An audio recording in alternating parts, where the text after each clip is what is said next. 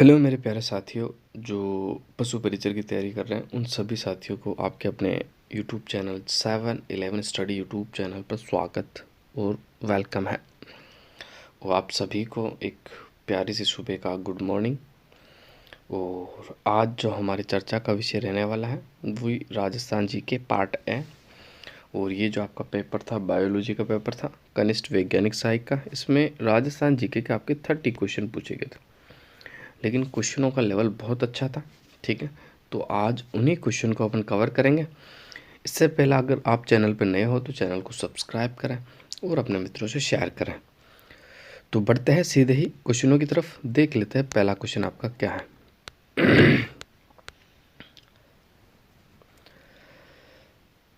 निम्नलिखित में से कौन सा एक लोक चित्रकला का अंग नहीं है? तो अपन देख लेते हैं इसका जो आपका राइट आंसर होने वाला कौन सा है। देखो,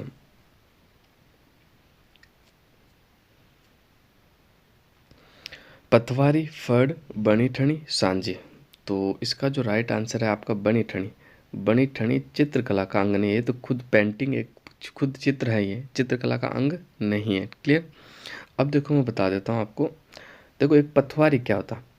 पतवारी क्या होता है? यदि कोई तीर्थ यात्रा पर सकुशल घर लौट आता है तो उस खुशी में बनाए जाते हैं जो मांडन है, उसे क्या कहा जाता है? उसे पतवारी कहा जाता है। फड़, लोक देवताओं की जो गाथाएं होती हैं ऊनी या रेजी कपड़े पर जिसे लिखा जाता है उसे कहते हैं फड़। क्लियर। और मैं बात कर लेता हूँ सांझी। देखो, सांझी का संबंध केले से भी है, नाथ द्वारा वाली। और एक सांझी जो है ना, एक सांझी आपका त्योहार है जो दशहरे के पूर्व श्राद्ध पक्ष से 15 दिन तक चलता है। ठीक है, इसमें क्या होता है, सांझी को माता पार्वती का रूप मानकर अच्छे वर और घर की कामना के लिए कन्याएं पूछती है। ये आपका सांझी हो गया। क्लियर। तो इसका जो राइट आंसर हो गया आपका बनी ठनी। बनी ठनी के बारे में थोड़ी सी मैं चर्चा ज़रूर करना चाहूँगा आपसे। देखो, बनी ठनी की अगर मैं बात करता हूँ तो बिल्कुल इंपॉर्टेंट फैक्ट बताऊँगा यहाँ से और सवाल बनेंगे आपके। क्लियर। देखो, ये जो बनी ठनी कौन थी तो मैं आपको बता सकता हूँ। सबसे पहला आपको याद रखना, ये राजा सावंत सिंह के काल की बात है। और किशनगढ़ की जो शैली है ना, वो राजा सावंत सिंह के काल का ही स्वर्ण युग माना जाता है किशनगढ़ शैली के बारे में। तो उनकी एक विमाता थी जो दिल्ली से ही किसको, सेविका के रूप में उसको साथ लाई थी बनी ठनी को। ठीक है, और इस सुंदरी का नाम क्या था? बनी ठनी। और नागरीदास जी, जो कि सावंत सिंह जो थे ना, उनका नाम था नागरीदास जी। नागरीदास जी के काव्य प्रेम, गायन, बनी ठनी के संगीत प्रेम और कलाकार मोरध्वज नियाल चंद के चित्रांकन के समय किशनगढ़ की चित्रकला का सर्वोच्च स्थान प्राप्त हुआ था। ठीक है, और नागरीदास की प्रेमिका बनी ठनी को राधा के रूप में अंकित किया था। ये इंपॉर्टेंट है। बनी ठनी को किस रूप में अंकित किया गया भाई? राधा के रूप में अंकित किया गया। ये सवाल बन सकता है। क्लियर। अब देखो, मैं इंपॉर्टेंट फैक्ट आपको बताता हूँ। देखो, सबसे पहले मैं बात कर लेता हूँ,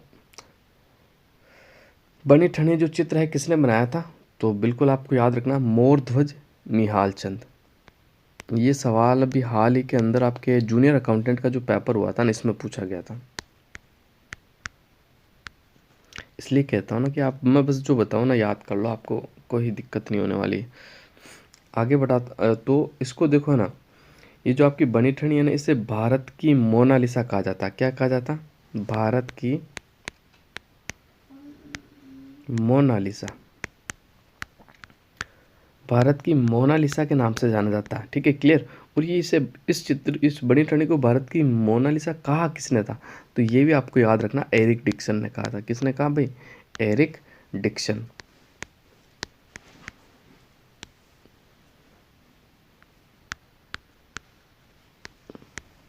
एरिक डिकिंसन ने कहा था। ठीक है, बिल्कुल आपको याद रखना है। जबकि मैं बात कर रहा था, देखो एक और इम्पोर्टेंट फैक्ट के बारे में बात करता हूँ।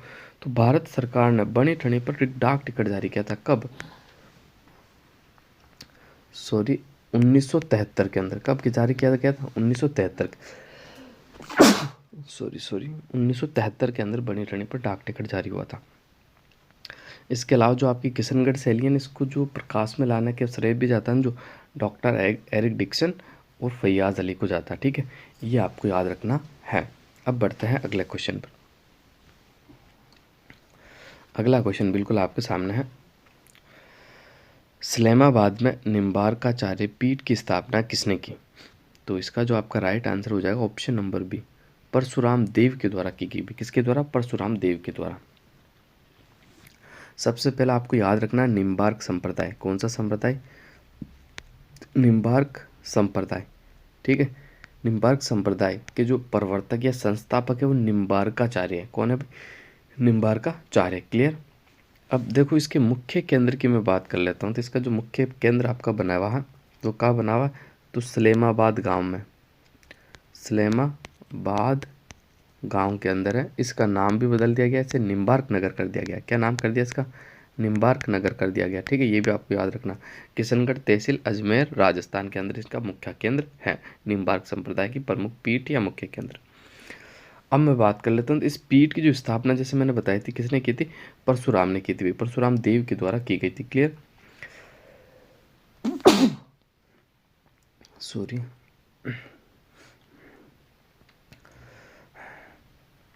निम्बार्क संप्रदाय में राधा को भगवान श्री कृष्ण की पत्नी की माना जाता है। क्या माना जाता है? आपको याद रखना, निम्बार्क संप्रदाय में जो राधा है वो भगवान श्री कृष्ण की पत्नी माना जाता है। देखो इनका मेला कब लगता है, ये इंपॉर्टेंट चीज़ है। इनका जो मेला लगता है ना आपके भाद्रपद शुक्ल अष्टमी को लगता है। भाद्रपद मास के शुक्ल पक्ष की अष्टमी को आपका ये मेला लगता है। ठीक है, क्लियर। शेखावटी क्षेत्र में निम्बार्क संप्रदाय का सबसे अधिक प्रभाव है, ये आपको याद रखना है। क्लियर। पूरा मैंने आपको निम्बार्क संप्रदाय के बारे में जो तथ्य एग्जाम में बनने वाले वो क्लियर कर दिए। अगला सवाल देख लेते हैं। निम्नलिखित में से किस स्थल पर झाक बाबा प्रतिमा प्राप्त हुई है? आपको बताना। आभानेरी, किराड़ू, नो, बेराट। तो इसका जो राइट आंसर हो जाएगा आपका ऑप्शन नंबर सी आपका बिल्कुल राइट आंसर हो जाएगा। नो एक पुरातात्विक स्थल यानी सभ्यता है जो आपके कहाँ पड़ता है? भरतपुर में पड़ता है। क्लियर। और इसकी जो खुदाई कराई किसने करवाई थी? देखो मैं आपको बता देता हूँ स्पष्ट रूप से 1963 से 64, 1963 से 64 श्री रतन चंद्र अग्रवाल यानी RC अग्रवाल के द्वारा। क्लियर, याद रह जाएगा। और देखो यहाँ से उत्खनन में आपको क्या क्या मिला उसके बारे में आपको बताता हूँ। यहाँ से उत्खनन में एक तो 5 सांस्कृतिक युगों के अवशेष मिले हुए। क्लियर। दूसरा लोहे की कच्ची ईंटों से बना एक परकोटा जो प्रथम शताब्दी ईसा पूर्व का माना जाता है। लाल रंग के बर्तन टुकड़े और मिस्र के शासकों के तांबे के सिक्के यहाँ से आपको प्राप्त हुए हैं। क्लियर। और ये एक आपकी शुंगकालीन सभ्यता मानी जाती है। ठीक है, अब बढ़ते हैं अगले क्वेश्चन की तरफ। तो अगला क्वेश्चन आपके सामने है, अकबर द्वारा मानसिंह को निम्नलिखित में से कौन से मुगल प्रांतों का सूबेदार राज्यपाल नियुक्त किया गया था? तो इसका जो देख लेंगे अपन। देखो काबुल के भी थे, बिहार के भी थे, बंगाल के भी थे, गुजरात के नहीं थे। तो इसका जो राइट आंसर हो जाएगा ऑप्शन नंबर 1।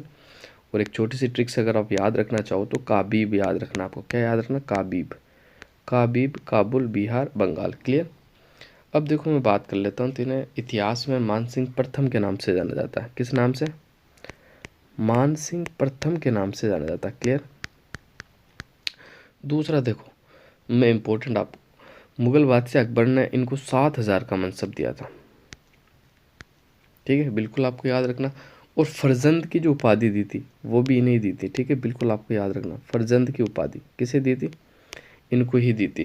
क्लियर। इसके अलावा मैं बात कर लेता हूँ तो आपकी जो ब्लू पोट्री को लाने का श्रेय जाता है वो आपके मानसिंह प्रथम को ही जाता है। ठीक है, बिल्कुल आपको याद रखना है। क्लियर। अब बढ़ते हैं अगले क्वेश्चन की तरफ। वागड़ के पास परमार राजवंश की राजधानी कहाँ थी? तो वागड़ के पास जो राजधानी थी वो अर्थूना में थी। कहाँ थी? अर्थूना। ऑप्शन नंबर बी आपका बिल्कुल राइट आंसर हो जाएगा। क्लियर। अगला क्वेश्चन देख लेते हैं।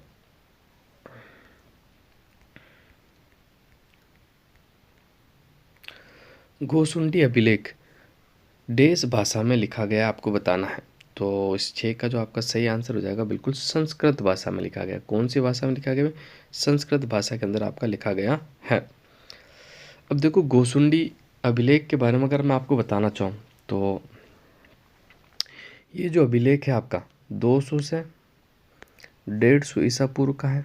आपको याद रखना है। और राजस्थान में नगरी चित्तौड़गढ़ के निकट आपका गोसुंडी गांव में लिपि तो ब्राह्मी और भाषा संस्कृत में उत्कीर्ण करवाया गया था। क्लियर।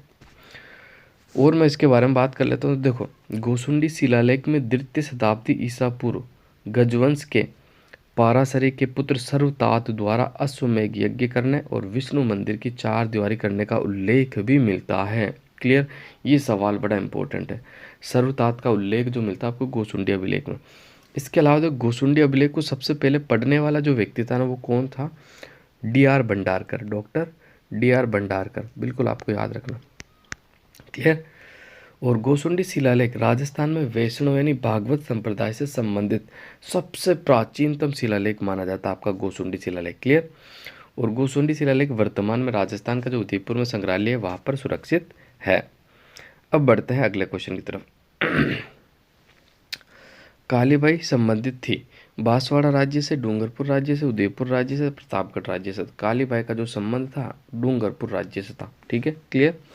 19 जून 1947 की घटना मैंने कल ही आपको बताया था। नानाभाई खाट और सेगाबाई खाट स्कूल को बंद करने के आदेश दिए थे, तो उसमें नानाभाई खाट की तो मृत्यु हो गई थी। सेगाबाई खाट को छुड़ाने के लिए कालीबाई ने अपनी दातली से रस्सी काट दी और अंग्रेजों ने उस पर गोलियां चला दी। आगे बढ़ते हैं, अगला क्वेश्चन देख लेते हैं। 1948 में मत्स्य संघ का प्रधानमंत्री किसे बनाया गया? ये आपको बताना कि मत्स्य संघ का जो प्रधानमंत्री था वो कौन था। तो देखो, मैं आपको क्लियर कर देता हूँ।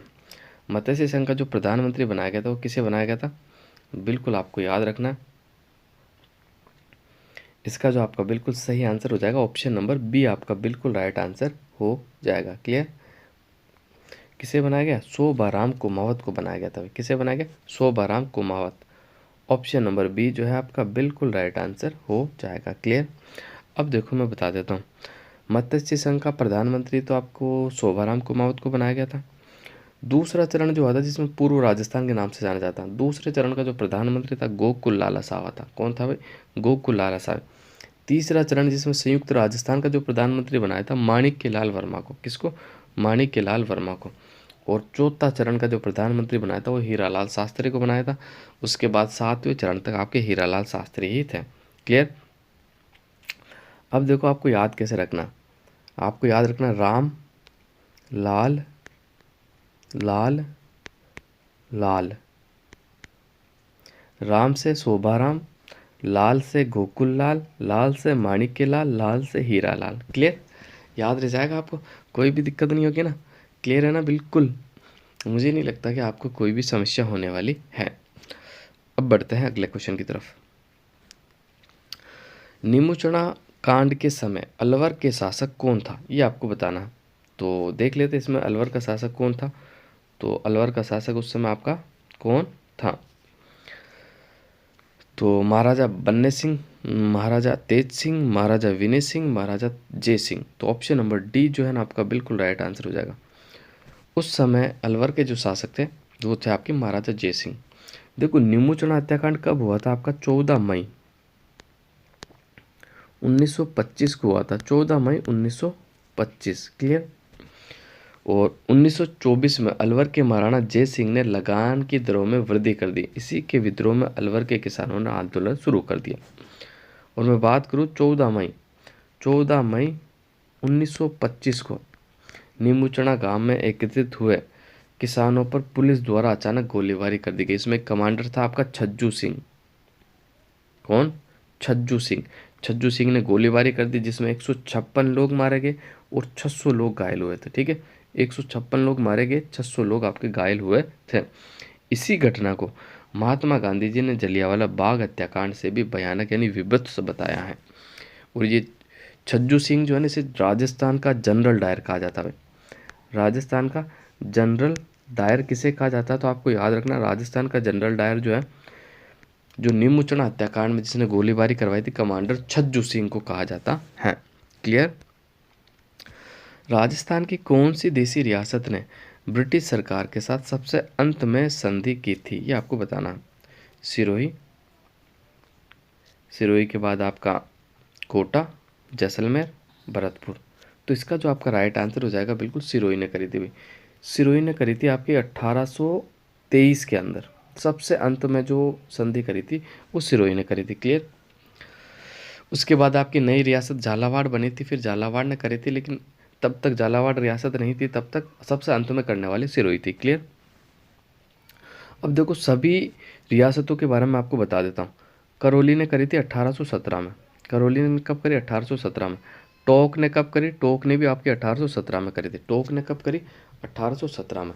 कोटा की बात कर लेता हूँ, तो कोटा ने कब करी थी? कोटा ने भी 1817 के अंदर की थी। क्लियर। अब मैं बात कर लेता हूँ आपका कोटा के बाद जोधपुर। देखो जोधपुर, उदयपुर, बूंदी, बीकानेर, किशनगढ़ और जयपुर, इन सभी रियासतों ने 1818 में अंग्रेजों के साथ संधि कर ली थी।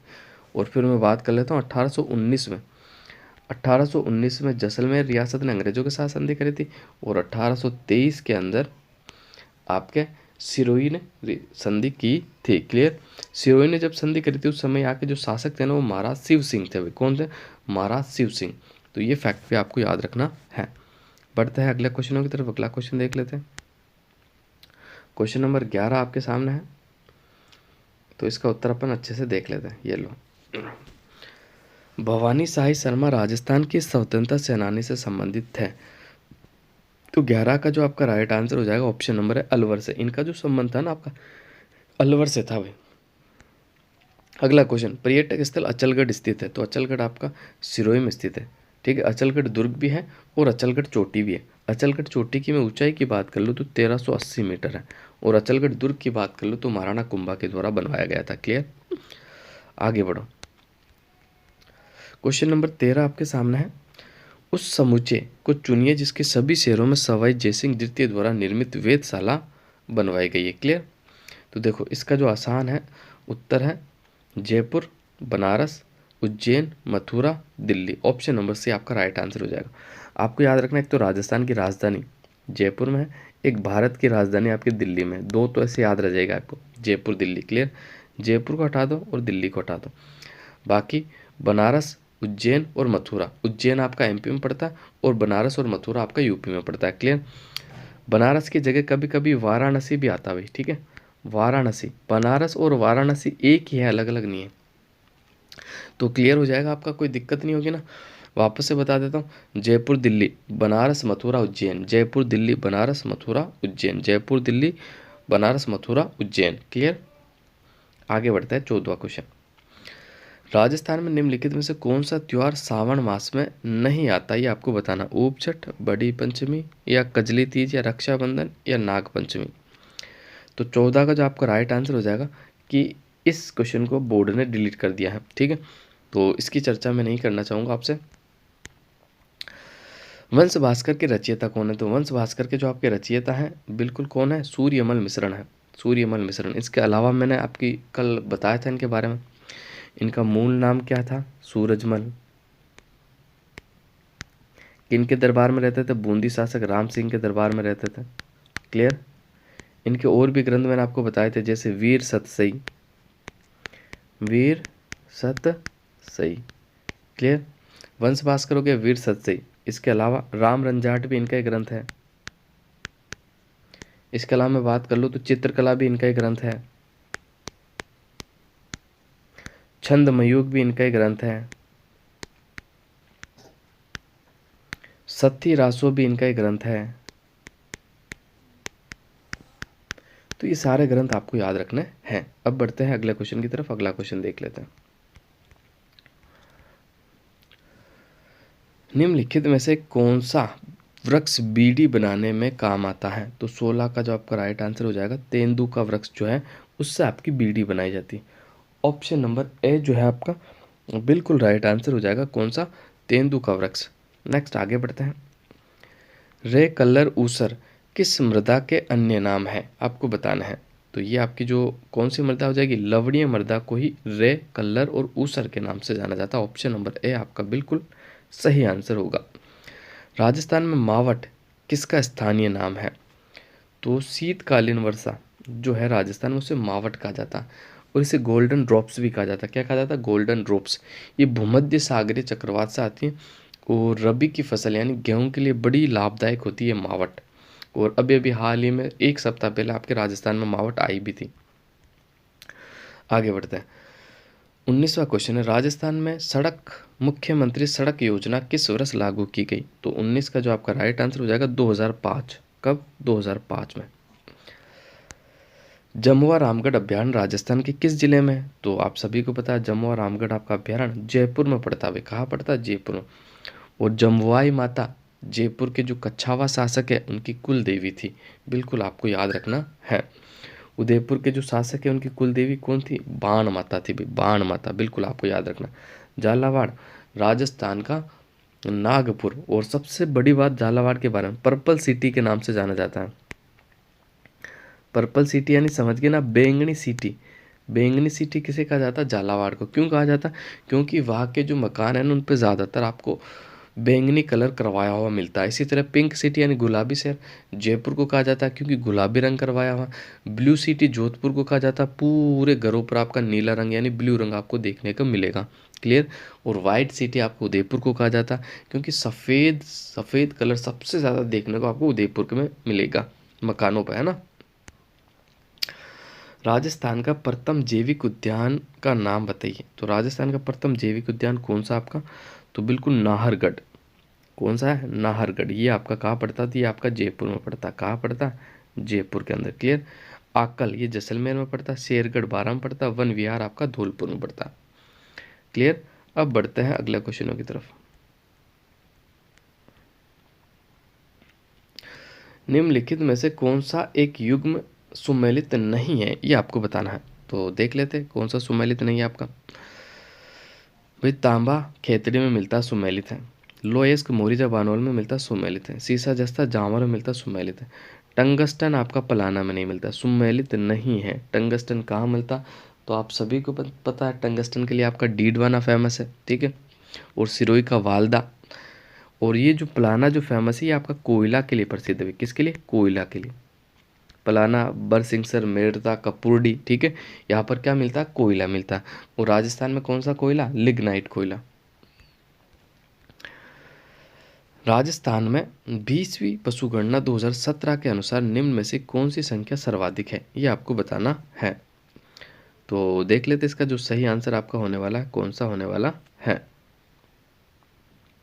देखो, ऊंट, भेड़, गाय, बकरियां। तो इसका जो राइट आंसर हो जाएगा ऑप्शन नंबर डी।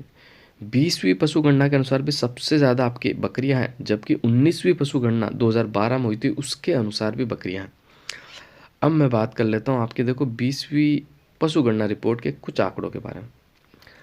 सबसे पहले तो आपको याद रखना है कि कुल पशुधन कितना है वर्तमान 20वीं पशुगणना रिपोर्ट के अनुसार, तो 56.8 मिलियन है। कितना है? 56.8 मिलियन। जबकि मैं बात कर लूँ 19वीं पशुगणना रिपोर्ट के अनुसार कितना था, तो आपको याद रखना 57.7 मिलियन था। क्लियर? कुल कितनी कमी आई? तो ये परसेंटेज आपको याद रखना 1.66% की कमी आई। क्लियर?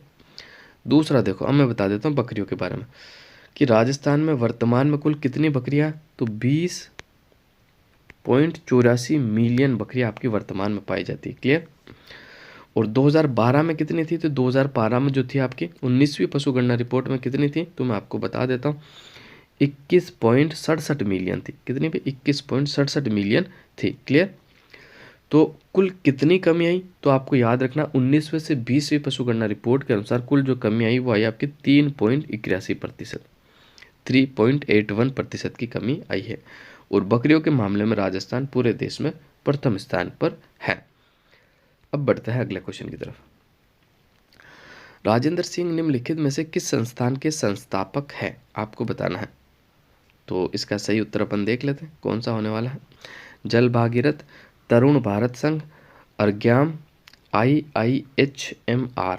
तो इसका जो आपका राइट आंसर हो जाएगा तरुण भारत संघ। ऑप्शन नंबर बी आपका बिल्कुल राइट आंसर हो जाएगा। राजस्थान राज्य का अक्षांशीय विस्तार है तो 23 डिग्री 3 मिनट से 30 डिग्री 12 मिनट। तो इसका जो राइट आंसर हो जाएगा, बिल्कुल मैं बात करूं तो ऑप्शन नंबर सी आपका बिल्कुल राइट आंसर हो जाएगा। ठीक है? और देशांतरी विस्तार की मैं बात कर लूँ तो 69 से 30 डिग्री पूर्व, 69 डिग्री 30 मिनट से लेकर आपका 78 डिग्री 17 मिनट। क्लियर? आपको याद रखना ये आपका देशांतरी विस्तार है। राजस्थान का कुल क्षेत्रफल 3,42,239 वर्ग किलोमीटर है। क्लियर।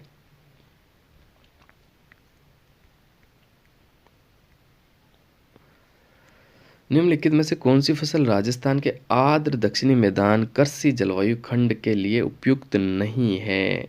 यानी ये बात कर रहा है राजस्थान के दक्षिणी भाग, डूंगरपुर, बांसवाड़ा, प्रतापगढ़, ये आता आर्द्र दक्षिणी मैदानी कृषि जलवायु खंड में। तो कौन सी उपयुक्त नहीं है ये आपको बताना। तो 26 का जो बिल्कुल आपका राइट आंसर हो जाएगा जीरा। जीरा की खेती नहीं हो सकती। गेहूं भी है, दालें भी कर सकते हो, चावल भी, लेकिन जीरा की उपज वहाँ नहीं होती है। अगला क्वेश्चन, निम्नलिखित में से कौन सा मरुस्थलीकरण का कारण नहीं है? तो 27 का मैं राइट आंसर की बात कर लूँ तो देखो, अतिवृष्टि से मरुस्थलीकरण का क्या लेना देना। अतिवृष्टि जानते हो ना, ज़्यादा बरसात। बाकी अतिचारण से है, नगरीकरण से है, निर्वनीकरण। तो इसका ऑप्शन नंबर डी आपका बिल्कुल राइट आंसर हो जाएगा। निम्नलिखित में से कौन सी लिफ्ट नहर इंदिरा गांधी नहर पर बनाई गई पहली लिफ्ट नहर थी? देखो मैंने ये बताया था कि सवाल बन सकता है, इंपॉर्टेंट है, और मैंने बताया था कि सबसे बड़ी भी है, सबसे पहली भी है। तो 28 का जो राइट आंसर हो जाएगा कवर सैन लिफ्ट नहर सबसे पहले बनाई गई थी। और ये मैं पहले से बता चुका हूँ, इसलिए मैं कहता हूँ ना कि जो मैं आपको आसपास के तथ्य बताता हूँ इन्हें अच्छे से रटा करो और अपने नोट्स तैयार करो, शॉर्ट नोट्स, ज़्यादा नहीं, 30 से 40 पेज बनाओ और पूरे पेज भर दो, बस उन्हीं की रिवाइज करो, 1 नंबर तैयारी आपकी हो जाएगी। निम्नलिखित में से कौन से युग्म जिले में से एक भी नदी प्रवाहित नहीं होती? तो देख लेते हैं। बीकानेर, चूरू में एक भी नदी नहीं है आपकी, ठीक है। अगर नए जिलों की बात करें तो फलोदी और शामिल हो जाएगा। बीकानेर, चूरू, फलोदी में एक भी नदी आपकी नहीं है। आज का आखिरी क्वेश्चन आपके सामने, राजस्थान के कुल क्षेत्रफल का राजस्थान द्वारा आच्छादित प्रतिशत है 10.41%। कितना हो जाएगा भाई? 10.41%। अब आपको याद रखना है, देखो एक तो 10.41 हो गया, अब आपको याद रखना 10.40, एक आपको याद रखना 5.66, ठीक है। और इसके अलावा एक आपको याद रखना 10.58, ठीक है, क्लियर। इसके अलावा और क्या याद रखना आपको? एक याद रखना 9.60। सर ये क्या है? सुनो तो सही। 10.40 जो है लूनी नदी का अपवाह क्षेत्र है प्रतिशत में। 5.66 क्या? भारत की कुल जनसंख्या जो कि राजस्थान में रहती है, कितना प्रतिशत? 5.66। 10.58 क्या? भारत का कुल पशुधन जो कि राजस्थान में उपलब्ध है, 10.58। 9.60 क्या है? तो 9.60 क्या है? राजस्थान में कुल 1% है, 9.60, ठीक है। क्लियर हो गया आपका? तो यहाँ तक आपको कोई भी समस्या नहीं होनी चाहिए। तो आज के क्लास को यही समाप्त करते हैं, मिलते हैं अगली क्लास में। तो आप सभी साथियों को जय हिंद।